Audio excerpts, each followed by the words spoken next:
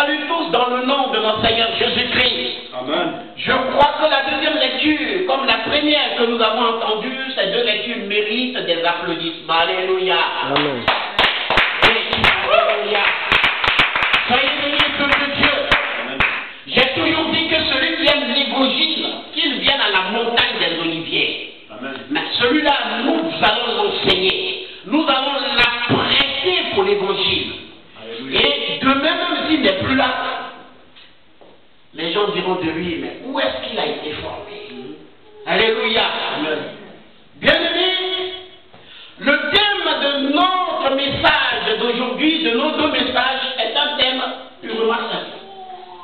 On va parler de Paul et Silas. Alléluia. Amen. On va parler de Paul et Silas. Ceux qui disent là, ceux qui vont chez toi. Et par exemple, quelqu'un pourrait prendre son téléphone pour te demander, ton frère ou ta soeur qui prie ailleurs, mais mon frère, qu'est-ce que ma soeur, qu'est-ce que vous avez eu aujourd'hui comme message? Je lui dis Paul et Silas. Alléluia. Paul et Silas. Et cela veut dire beaucoup de choses. Comme moi, Bonaventure, votre prédicateur ce matin, je pouvais dire le prophète et son évangéliste. Je vais vous donner 2 temps de réflexion. En ce thème, on va réfléchir sur ce thème. Le prophète Jean-Claude et l'évangéliste Talon. 2 minutes de silence. On réfléchit.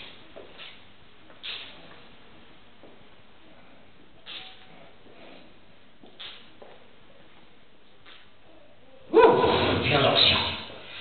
L'onction de Dieu vient et manifeste-toi maintenant.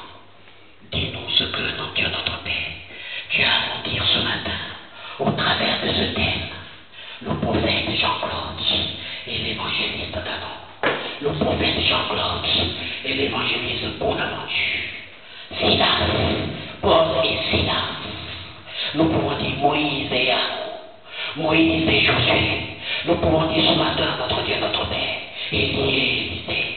Alléluia, réveillez-vous, peuple de Dieu. Réveillez-vous. Alléluia. Paul et Silas. C'est là le thème de notre méditation. Mais le verset de méditation qui va nous permettre de comprendre notre thème, Paul et Silas, nous prendrons pratiquement 2 versets que je voudrais que l'homme de Dieu encore lise. Dans Actes chapitre 16, le verset 25 et le verset 26. On retient. Celui qui a de quoi écrire, qu'il écrive. Parce qu'il va devenir fort. Il se dira que oui, j'ai été formé. Alléluia.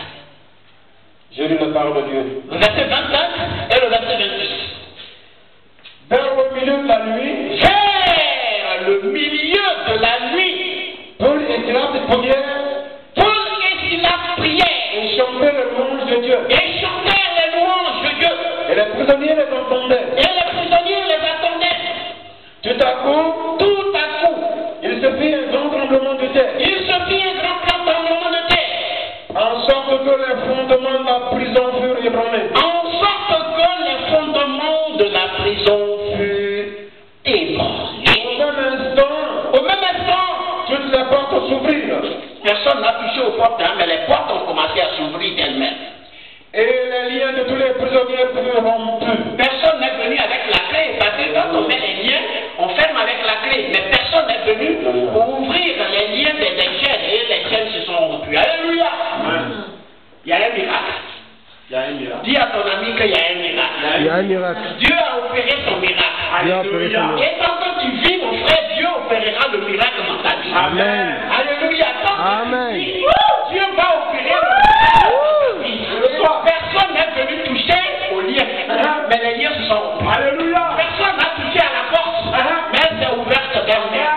Il y a un miracle. Notre thème se dit, il y a un miracle. Amen. Alléluia. Amen. C'est là le vrai thème. C'est pour cela que je vous ai laissé le temps de réfléchir sur le thème Silas et Paul et Silas. Il y a quelque chose qui se passe. Il y a quelque chose qui se passe. Il y a quelque chose qui va se passer sur ta vie. Amen. Mais avant que on arrive là, j'aurais bien voulu que, bien aimé, on comprenne une chose. C'est-à-dire, aujourd'hui, dans ce monde, Nous voyons une